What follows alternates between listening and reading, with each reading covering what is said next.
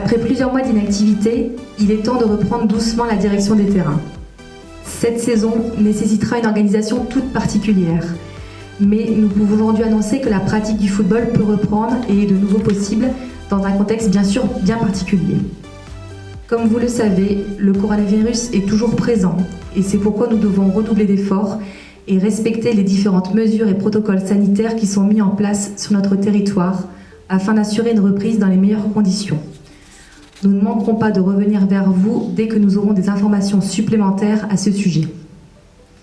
Comme tous les ans, nous comptons sur vous pour nous soutenir, nous épauler et nous aider et nous permettre ainsi la pratique du football chez les jeunes comme chez les plus grands.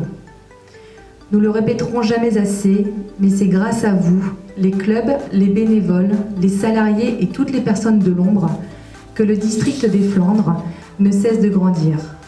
C'est pourquoi, au nom du comité directeur du district des Flandres, je tiens à vous en remercier. Place maintenant au tirage au sort.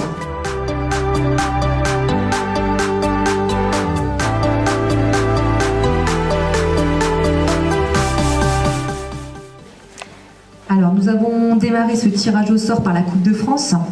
Donc, pour vous expliquer un petit peu le cadre du tirage, il faut savoir que donc, nous avons 43 équipes à qualifier pour le 3e tour. Ce nombre est déterminé en fonction des différentes modifications fédérales qui ont été appliquées pour cette saison 2020-2021 et du nombre d'équipes qui sont donc engagées pour le district des Flandres. Donc ce nombre n'est pas anodin puisqu'il va procéder à différentes modifications majeures, étant donné que cette année, les équipes qui évoluent en R2 intégreront donc le tirage dès le 1er tour et les équipes qui évoluent en R1 dès le 2e tour de la Coupe de France. Donc pour tenir compte de ces modifications, des aménagements ont été mis en place. Donc il faut savoir que les équipes qui évoluent en R2 ne pourront pas se rencontrer les unes contre les autres pour le 1er tour. Et les équipes qui évoluent en R1 ne pourront pas non plus s'affronter les unes contre les autres pour le 2e tour uniquement. Donc c'est pourquoi nous allons procéder au tirage au sort, donc dans un premier temps par les équipes de R1 pour le second tour, de manière à pouvoir les affecter à des numéros de rencontre et savoir si elles seront club recevant ou visiteurs. Et ensuite, on procédera donc au tirage au sort du 1er tour avec donc premièrement les équipes de R2, étant donné qu'elles ne peuvent pas non plus s'affronter au 1er tour. Et ensuite, on pourra finaliser tout le tirage au sort du 1er tour. Donc, concernant le tirage au sort des équipes R1 pour le 2e tour. Donc, elles ne peuvent pas se rencontrer. C'est pourquoi donc, il y aura donc un premier saladier dans lequel il y aura les 9 boules donc, des clubs R1 du district des Flandres. Ensuite, il y aura donc un deuxième saladier avec indiqué soit recevant, soit visiteur, de manière à pouvoir permettre au club soit de recevoir, soit d'être visiteur. Et également un numéro de match, donc 43 boules, puisqu'il y aura 43 matchs pour le 2e tour de la Coupe de France. Donc, à ce titre, on procédera donc à ces différents tirages. De cette manière, on pourra ainsi répartir nos 9 clubs de R1 sur les matchs 1 à 43 du 2e tour de la Coupe de France.